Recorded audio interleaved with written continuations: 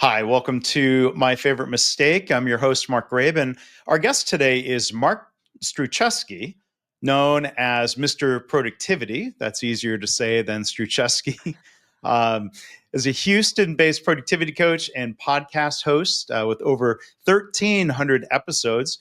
Mark brings boundless energy to helping professionals conquer the state of overwhelm.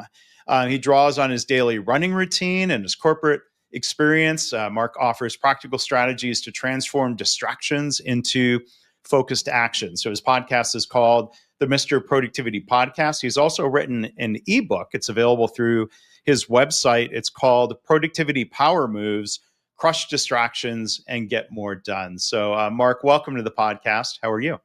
I am so thankful to be here. I'm excited for the topic we're going to talk about because I think in this day and age, a lot of people shy away from talking about their mistakes, but I don't, because if I can help one person as a result of me being on your show, to me, that's a win.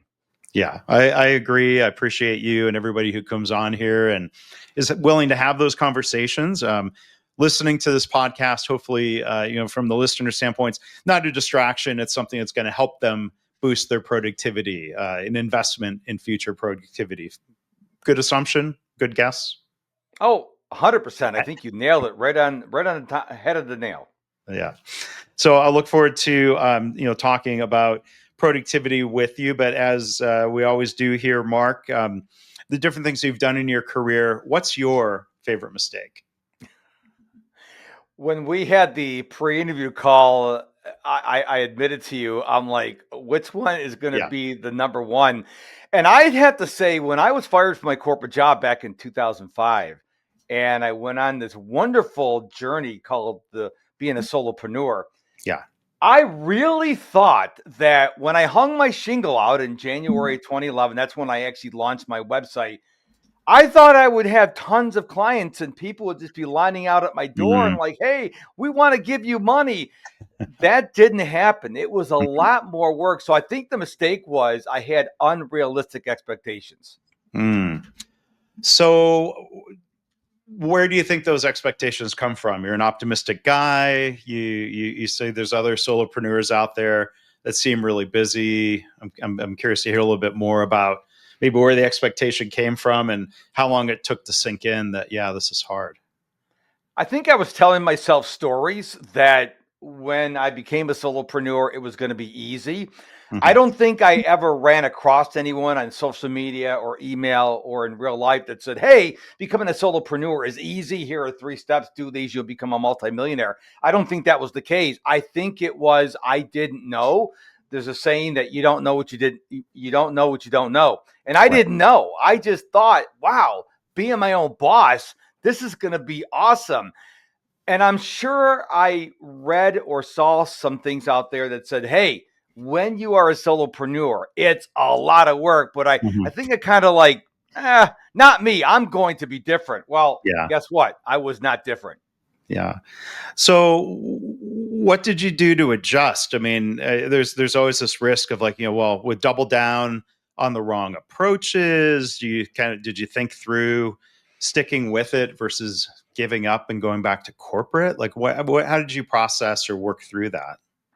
There were numerous times when I just wanted to give up Yeah. because in the early days, I was spending money my family didn't have on things it turns out I didn't need, but I Mhm. didn't know. I was just like, oh, I was like Oprah. I'm like, here's some money for this coach, and here's some money for this conference, and here's some money for this course. And I didn't know what I didn't know. Yeah. And what took me to the point where it was time to wake up was when I put our family in a financial bind. We were getting to the point where there was way more money going out than was coming in, and my wife was working full time, and Yeah. she was paying the household expenses and also paying some of the business expenses. And when I got to that point, I'm like, okay, this is not sustainable. I've got to stop and I got to rethink what is the path for me to succeed. And once I realized that, my trajectory changed. So tell us more about that path. Was it a matter of if you think of like, a marketing and sales funnel, was it a matter of getting more people to your website, reaching out to more people? I mean, how did you kind of work on solving that? Or was it a It was matter of trying to turn leads into closed sales? No, it was actually getting more focused. So Mm, I was thinking I was Gary Vaynerchuk with a team of 15 people. And mm, so I was creating content for all the platforms. I was creating an email newsletter. I was doing all these things. And I was so scattered because I was like a juggler trying to juggle like 18 balls at once instead of focusing on what are the one, two, maybe three things I should focus on. mm, And once I started really focusing on those things, that's where I channeled all my efforts. That's when it changed. Because when you go out there and you're like, oh, yeah, well, there's all these social media platforms. They're all free. I can post on all of them. But should you? Just because you right. can doesn't mean you should. So for me, it came down to focus. So there's kind of a sub mistake within the mistake. We're unpacking here. So I mean, it seems like with productivity, whether it's you and your business, and maybe this comes down to the definitions of productivity, and we can dig into this. But it seems like maybe the risk of doing more, like I'm productive, I have more output of content and platforms, and doing more versus doing the right things, like productivity versus effectiveness. Different words. What are your thoughts on like trying, kind of in general for people where maybe trying to just flat out doing more turns out not to be the right approach? You can be busy being productive, but just because you're busy doesn't mean you're being productive. And Yeah. I like the analogy of the hamster on a wheel. That was me. I Yeah. was running really fast, but I wasn't going anywhere. And I had to stop and go, okay, I know where I want to go. Is what I'm working on during the day moving me toward or away from that goal? And when I took some time, I got off the electronics. I went out in my backyard, I grounded my feet, sat in the sun, and I journaled. I'm like, what should I be doing? And I crossed off more things on my list Hmm. than I actually left on my list because we're doing too much. Yeah. And most of the things I crossed off were not moving the needle. I needed to move that needle. And I wanted to focus on a few things and do them very well. Yeah, and I mean, I've heard people talk about the idea of not just having a to-do list, but having a stop doing list or a not do list, or even the context we've passed January now, but sometimes people start the year with the resolutions of the things I'm going to start doing. I've heard others advocate for that being a time to reflect and say, well, what are the things I did last year that I should do less of? Hmm. I don't do resolutions Yeah. because I'm going to lose weight. I'm going to stop smoking. I'm going to start going to the gym more.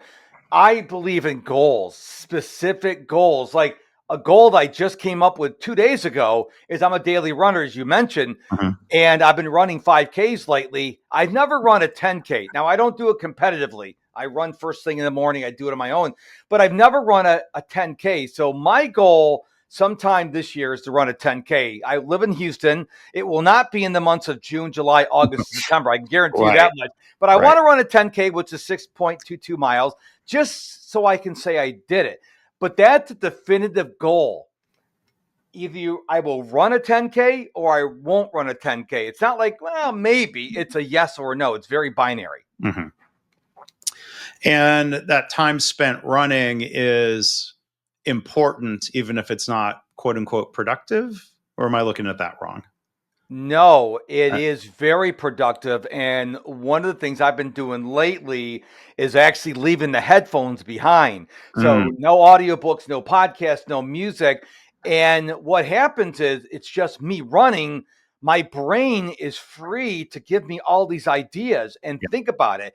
And when you have something in your ears all the time, your brain is trying to process that input instead of ideas. So I tell people you don't have to be a runner, you can be a daily walker, but when Mhm. you leave the headphones behind and you go, while I'm on this run, while I'm on this walk, I want to figure out a solution. Now your brain has that space, Yeah. and it is being very productive. Yeah. I'm a walker. Never been a runner. I do have that habit of listening to podcasts, and I've been curious. I think as the weather warms up here in Cincinnati, this is the time of year opposite of Houston where it's harder to go out and walk anyway.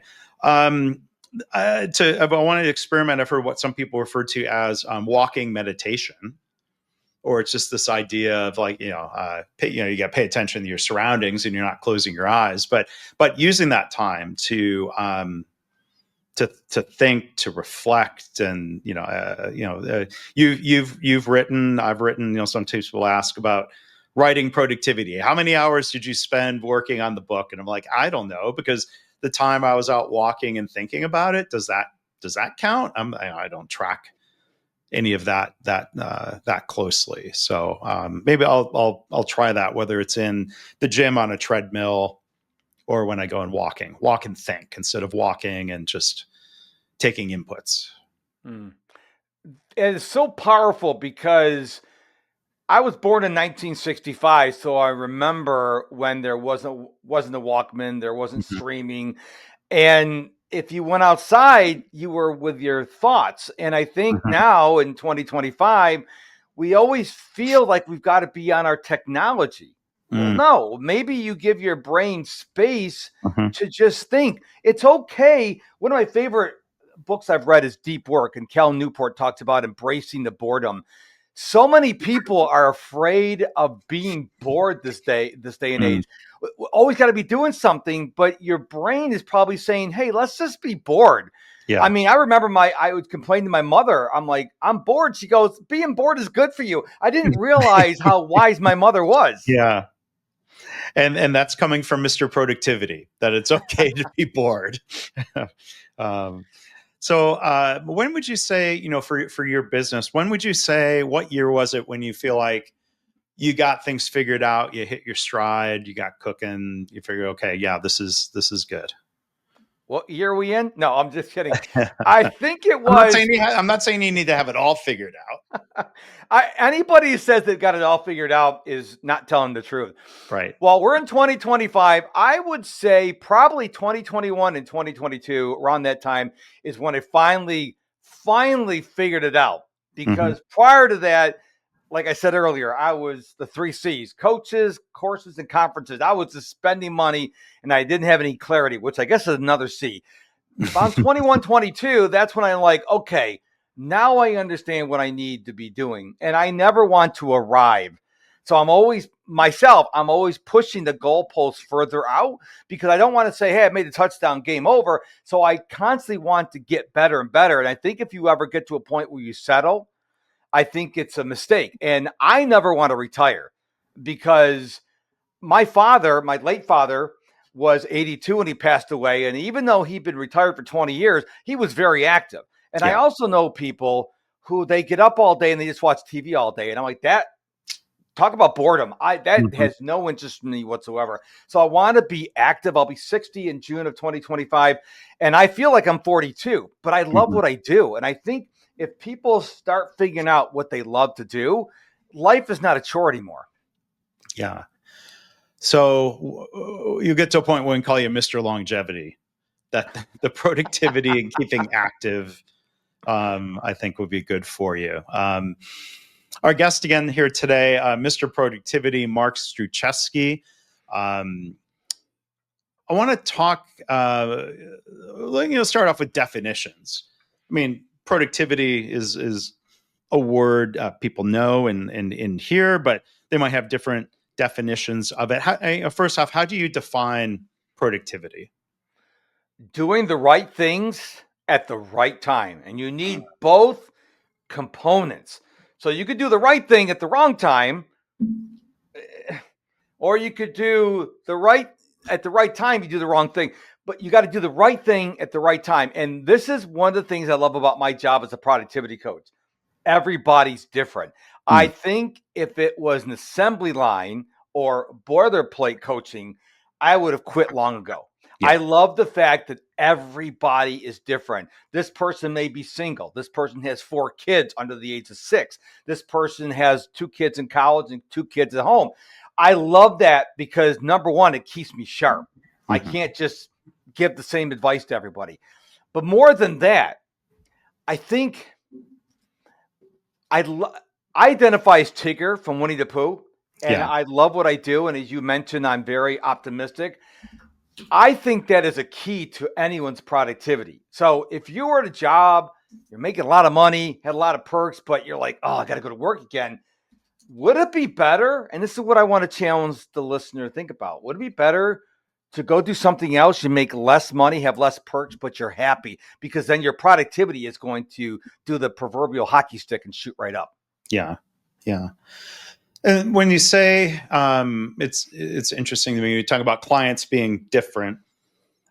When you're working with a client, how much do you try to understand their situation up front to tailor the advice versus trying things and learning through, if you will, mistakes or failures? Does that help you refine the way you're coaching somebody? Do you let them experiment and discover what works for them?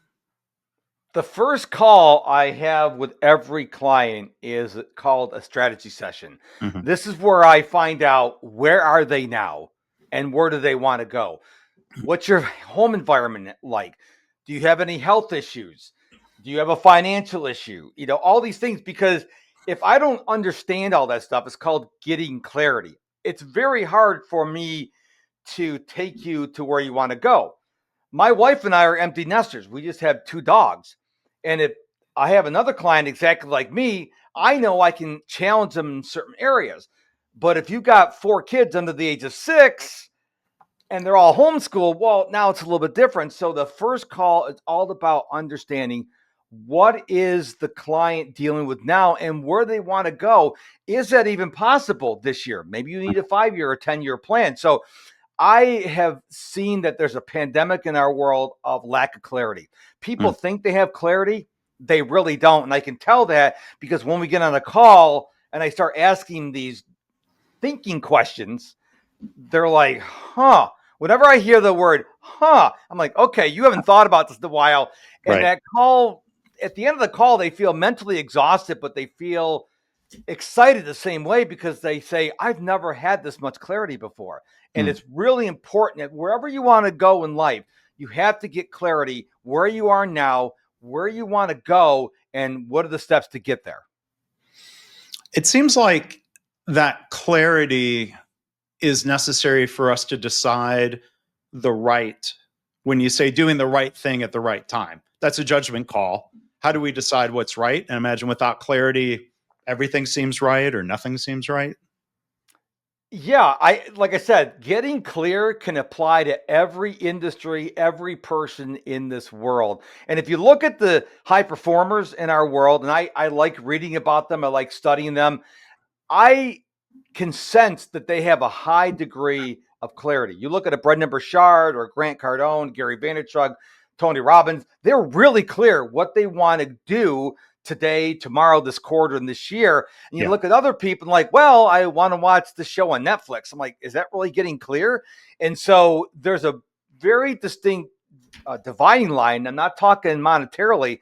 There's a distinct dividing line between the high performers and the people who are like, they're excited about a 3-day weekend or they're excited about 5 o'clock. There's a big difference. And I just want people to think about how clear they are. And if they're not clear, here's an easy way to get clear. You turn your electronics off, get yourself a notebook, a pen, and maybe a bottle of water, go someplace quiet and just do a brain dump and just say, what do I want? And it doesn't cost you anything but your time. But people want the pill. People want the shot. They just tell me. I can't tell you what to do. That's why on my show, I never give absolutes, because if I say do this for 2 days, people will literally do it for 2 days.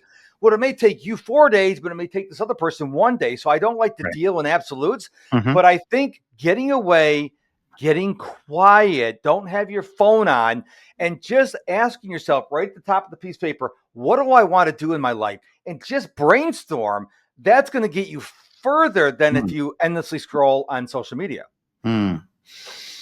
So that seems like a much more holistic approach to productivity instead of like an approach that, might just try to squeeze more hours or, into the day, or cutting out minutes of wasted time. Like what I'm hearing from you, and I have a much better appreciation for now, is you might call it like, directed productivity. Back to the idea of, again, like not just doing more, but as you put it, doing the right things at the right time. I think I'll give you an example. Yeah. I'm a huge European football fan. In America, we call it soccer. Mm-hmm. And every once in a while, my team will play an afternoon game. Now it's 8:00 in the evening over in England, but over here it's 2:00. And people ask me, "Oh, so Mr. Productivity, you watch football during the day?" I said, but I get up at 4:30, 5:00, and I work all the way up until 2:00. So I'm putting in a full day's worth of work. I'm getting stuff done. I'm not just sitting there watching football all day. So I believe joy is a key component to productivity. Mm-hmm. When I watch football, except when my team loses, as they did yesterday, it's not so joyful, but football brings me joy. When you're joyful, you tend to be more productive. So I don't want you to judge people and say, "Oh, you should not be watching Netflix at lunch." Mm-hmm. Well, why? If you worked real hard that morning and you want to watch an episode, not 7 episodes, an episode at lunch, then go ahead and do that. I don't want people to overthink it, and certainly don't overcomplicate it. You need to figure out what brings you joy and do that so you get more things done. And it seems like the risk of productivity being like this 24/7 grind, work leads to burnout, and then that doesn't help your productivity over time. And there I saw people, you talk about soccer, football. I saw a couple people post about American football. Last Sunday, as we're recording this, was, of course, the Super Bowl. It almost felt like parody of people posting on LinkedIn, like, I'm the sales, grinded out productivity guy, work. And when you were watching that football game, I was cold calling people. And for one, I'm like, who in the world is answering a cold call or appreciating a cold call during the Super Bowl? Like, it's hard to tell, like, what was sort of like performative satire versus like, did he really do that? It might be misplaced productivity. Well, I think people like to brag, like I worked, 20 hours a day, 7 days a week. Yeah. But burnout's a real deal. So Mm-hmm. back in the summer 2023, I went on this rampage where I said I'm going to run a 5K every day for as long as I could. And I think I made it 4.5 months. I was burnt out. I almost ended my run streak because I focused more on the doing every single day instead of listening to my body. And if I think about it, when I was probably about 2/3 of the way through, my body was going, dude, we need to take a day off. Now, a day off for a daily runner means you run 1 mile. That's it. That's and you run it slow, but you keep the streak alive. I've been running every day since August 29th, 2017.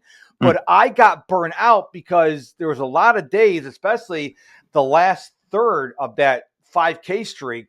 I'm just like, I got to get that number, increase another number. And my legs were hurting. My back was hurting. And I really dreaded going off my run. Now I'm starting another 5K run streak, but I told my wife this time I'm going to see if my body wants to do a 5K when I run out. I did 4 days so far. Tomorrow may be a 1 mile. It may be, I guess it's 1.6K. But when you are burning out, that's your body saying, hey, whoa, stop, pay attention. Don't keep grinding. These people say, I work 12 hours a day, 7 days a week. Okay, you may need that because you may need the money. But if you don't take care of your health and wellness, and I believe health and wellness is a huge part of being productive, you are going to have some significant issues. And then you're really not going to be productive because you're going to be probably in a bed in the hospital. Yeah. Yeah, we got to listen. Are we mentally fatigued? Are we physically fatigued? There's probably a lot of parallels there. And I think the one issue with people bragging about how much time they worked, that doesn't mean it's productive, or there's a related word, efficiency. Mm-hmm. Like I would define, I'd be curious to hear your thoughts, Mark. To me, efficiency is a ratio of outputs divided by inputs. And, there's this question of like, my roots are in manufacturing. At some point, a certain number of outputs is enough. Like, how much is your customer buying? And some manufacturing companies get into a lot of trouble by they make their efficiency numbers look good because that's what a manager is being rewarded for. They're producing cars that sit there, products that sit there for months or for years. It's like a false efficiency in terms of, instead of stepping back and saying like, well, at some point, enough is enough. We need to do maintenance on the machines the way we might need to stop and maintain our body or our knees or our ankles. I think there's kind of an efficiency trap, but I think the key is like the outputs. Like if you're making 100 cold calls instead of 60 cold calls, and it's not turning into more sales, that's actually less efficient in terms of figuring out, I think I'll use your productivity framework, calling the right people at the right time might lead to better business results. Here are my thoughts about efficiency. And I'm Mr. Productivity, and I get caught up in this as well. Yeah. So what I use Buffer to post on Threads and X, and I schedule my content on Instagram and LinkedIn. Right. And right now, I have posts scheduled on LinkedIn through the middle of April. Why? I have posts scheduled on Threads for like a month out. Why? And I'm trying to discipline myself. Sunday, sit down and schedule the post for that week. A week is all I need, because here's what happens. It happens all the time. Oh, I got an idea. Like, I just launched that ebook that you talked about. So the post that went out today, I had to reschedule it to put the new post in there. So yeah. I don't think just because I can schedule 6 months out doesn't mean I should. That's not being very efficient. Lots of outputs, but I mean, scheduling them out is better than a lot of posts actually releasing them as you're thinking of them. And that can hurt supposedly on the LinkedIn algorithms, or, I mean, this is diving into a real tactical question. How often do you post on LinkedIn? I've heard different advice about whether like, you shouldn't post more than once a day. What do you think? I have a lot of friends who are LinkedIn experts, and they all say there's the once a day, there's the 18-hour, and then there's people like Gary say, post on LinkedIn like you post on X, like 10, 12 times a day. Now, Gary can do that because Gary has got like 1 billion followers. Yeah. I post once a day at 7 a.m. Central Time, which is 8 a.m. East Coast. For me, it's more about the DMs. So I was afraid of DMs for so long. Now I'm addicted to it because I'm trying to have these one-on-one conversations. I just post out there so people may connect with me or engage, and I can have some conversations. So that's what I do. I do one a day, and it's all about the videos 99.9% of the time, which, from a kid who didn't want to speak in front of an empty room, I'm very open with my video. I'm always recording myself. So I'm always posting videos, but the video you see today, I probably recorded like 3 months ago, because I harness the power of evergreen. So when I'm creating videos, I never say this weekend, because some people may watch that video 4 weeks down the road. Same with our podcast. Try to keep the podcast evergreen in case someone listens to episode 500 of mine. It's, I'm not always doing that, but I try to do that because I think it's really important. But in answer to your question, for me right now, it's once a day. I did the twice a day, but I didn't notice a change, good or bad. So I just went back to once a day. Yeah. I want to ask you your thoughts around like recognizing like fluctuations in productivity. Like, I think one thing I've struggled with is, maybe having or realizing that, kind of having unfair expectations that I could somehow be equally productive every day, when there's a lot of things that go into that. Like, how much sleep, how well did I sleep the night before?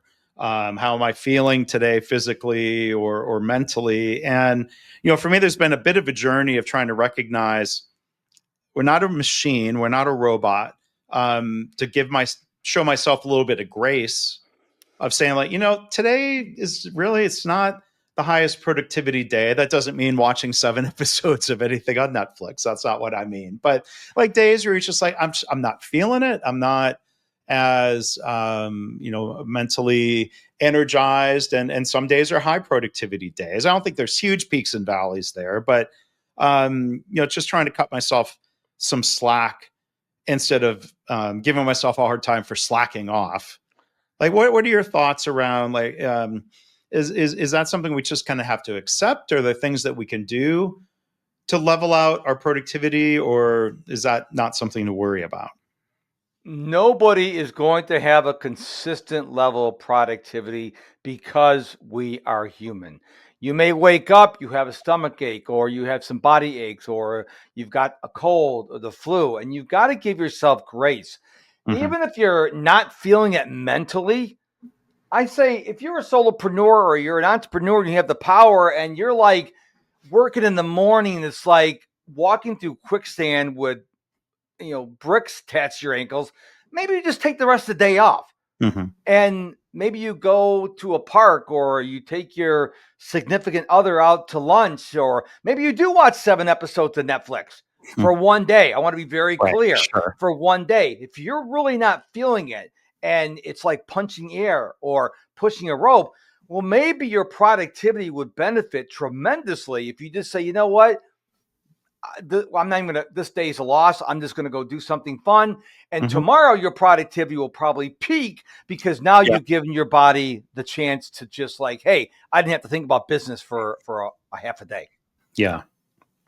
No, I think that's smart. That really resonates with me. And I think back to again your framing of doing the right things at the right time. I've learned there are certain frames of mind, or there's certain times to do administrative tasks that I need to do for my business that just have to get done and don't require a lot of thought, versus days and times when I'm doing more creative work. And I think recognizing that, or even, learning, I tend not to record podcasts early in the morning anymore. Like, we're recording this at 11 a.m. Eastern.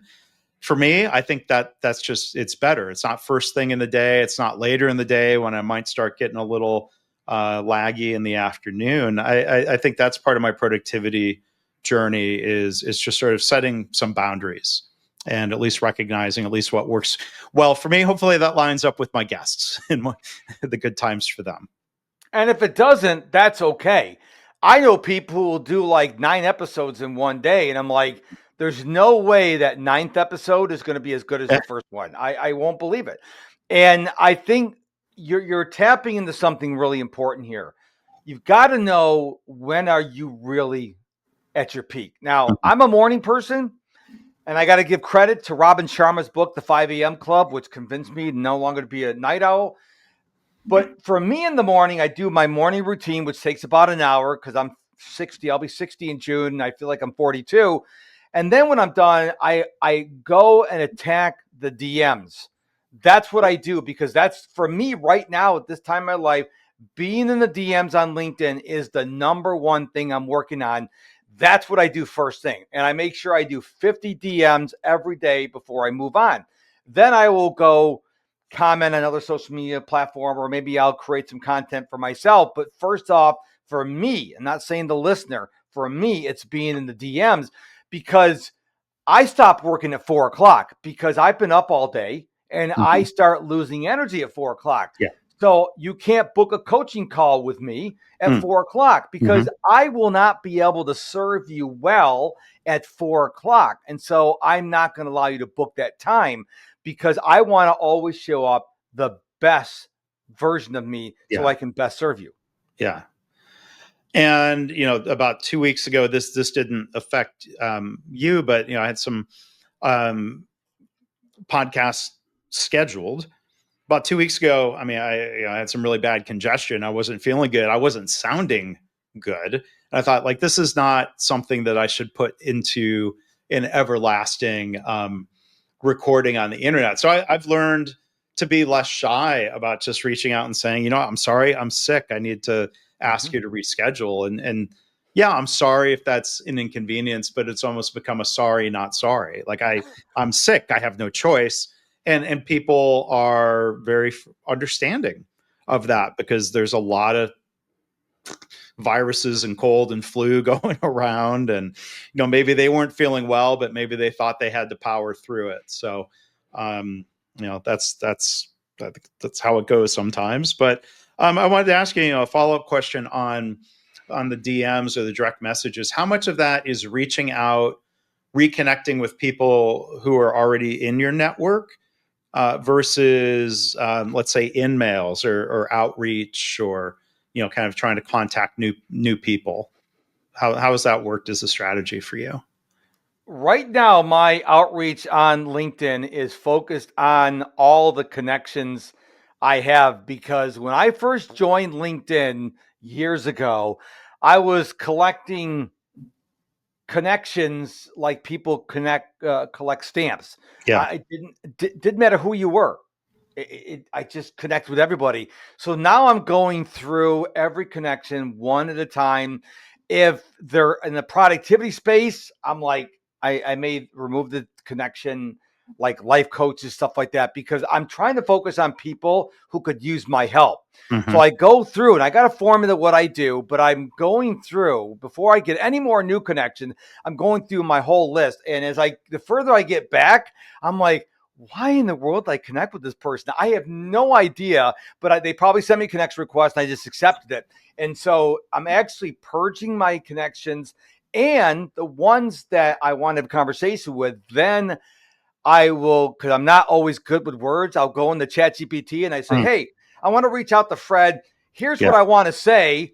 And I type it, and then it takes and I've got in ChatGPT, I've got my Tigger personality. It'll take what I typed in there. It'll make it sound a lot more professional. Yeah. So it's not really like using AI. I don't like the AI DMs or AI comments. What I do is I type what I want to say into ChatGPT, and I say, make this sound better. And so then I paste that in there, so I sound a little better, because I tend to interrupt myself or use the wrong conjugation, stuff like that. So that's how I use ChatGPT as a tool. But in answer to your question, I'm trying to work on all my connections first, and then I'll go back, because I was connected with a lot of people. But then I'm like, you know what? There's probably a lot of treasure in the connections you haven't talked to like ever. And so that's what I'm focusing on right now. Cool. Our guest again today, Mr. Productivity, his website is Mr. spelled out, MrProductivity.com, Mark Struczewski. Last thing I want to ask you, Mark, the ebook, again, that is Productivity Power Moves, Crush Distractions, and Get More Done. Give us a little overview of the ebook, if you would. I want to give you credit, because I just released that 2 days ago.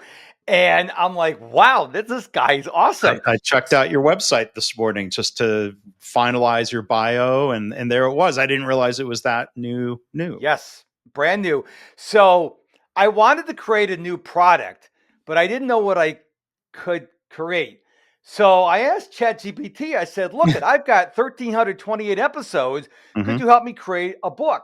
And so I uploaded every one of my episodes. I got a spreadsheet of all the episodes I've done. I said, take a look at all the episodes I've done, ignore all the guest episodes, and give me an idea. So it came up with a framework.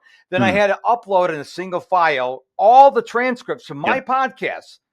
And because I know sometimes ChatGPT will fill some things, I don't know, just use my stuff. And it gave me a book. It's a $27 ebook, as you mentioned, and then said, well, to give more value to this, why don't you read it? And so I read it. So when you buy the book, you get the MP3. So you might want to listen to my melodious voice or whatever. And so I literally just came up with that. But that's why I love AI, is because, can you imagine if I had to go through all my episodes and then get the transcripts and then read through the transcripts and then create an ebook, and it just did it for me. So it's not a long book. So when I recorded the audio, it's only 7 minutes long, because I have, and I'm probably sure you're in the same boat, you go get these books and they're like 50, 60, 150 pages. It's like, just telling me the stuff. So I purposely wanted to come up with a book that gave you like simple things that you can do to be more productive. There's not a lot of stories, it's not a case study, it's not a white paper. It's like, Mhm. here is a book that can help you be more productive, and just take one thing and run with it and come back Mhm. and do another thing. I'm a big fan of simplicity, where a lot of the world is going to, hey, how complex can we make this? No, stay Sure. away from complexity. Let's keep it simple. Yeah. Yeah. Well, I hope people go check that out. Mark also has a free email newsletter, The Productive Life. You can sign up for that and look for links. I'll put links to that in the show notes. But again, the URL is pretty easy, mrproductivity.com. So, Mark, thank you for joining me here today. Fun to talk about productivity. I mean, look, as an engineer and somebody who has worked a lot on whether you call it productivity or efficiency or effectiveness in my career, this is right up my alley. So glad to meet someone who has that passion for productivity. Thanks for sharing your story. I mean, just to close the loop on that, if you hadn't been fired from that corporate job, you might still be there, but you might not be as happy as you seem to be with the work you're doing now, right? Yeah, that's a fair assessment. I think about that from time to time. Had I not been fired, would I still be there? Oh, that's not a happy place for me to go. That's where I Okay. go from Tigger to Eeyore, because I did not like to be there at Mm, all. And so sometimes, in my case, God, you may call it the universe. Sometimes Mama Bird's got to kick you out of the nest. You don't want to be yeah. kicked out of the nest, but after you're kicked out of the nest, you realize, oh, I can fly. And then you go on a trajectory which you have never even thought about in your life. Mhm. So Yeah. sometimes if you won't make the decision, life makes it for you. Well, and I'm glad you're able to roll with that, run with it, and I'm glad that it's been working out for you, Mark. So this has been really nice. Thank you again for being a guest here on My Favorite Mistake. Thank you, sir.